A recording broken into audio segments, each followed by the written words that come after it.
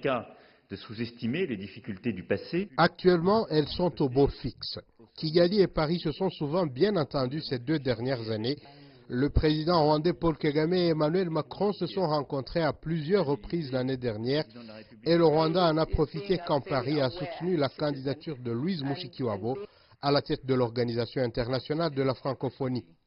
Mais le passé des 2 pays suite à l'histoire du génocide rwandais a beaucoup influé sur l'enseignement du français au Rwanda, reconnaît cette enseignante. Si les relations bilatérales entre la France et le Rwanda présentent des failles, ça veut dire que directement ou indirectement, l'éducation est touchée. Si les relations sont bonnes, donc tout ce qui va avec la francophonie bon, est bienvenu.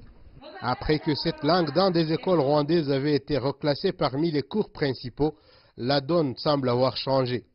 Depuis l'élection de Mushikiwabo à la tête de l'OIF, le Conseil des ministres du mois d'octobre dernier a ordonné le renforcement de l'enseignement du français, mais à écouter certains enseignants du primaire, la base n'est pas bien entretenue. Il n'y a pas de ministère de l'éducation. Le ministère de l'éducation ne produit pas de livres de français pour les enseignants de primaire.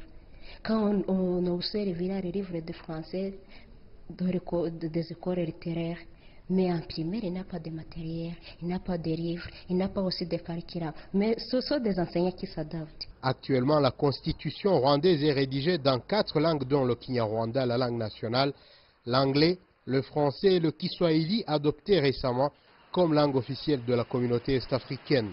Toutes doivent être entretenues au même titre, sauf l'anglais, langue d'instruction depuis 2006. Le gouvernement rwandais a mis beaucoup d'efforts dans l'enseignement du français et du Kiswahili, car les 2 sont importantes dans la sous-région. Donc ce n'est pas que du français, car vous savez que l'anglais, langue d'instruction, présente aussi encore des failles, mais nous y travaillons ardument.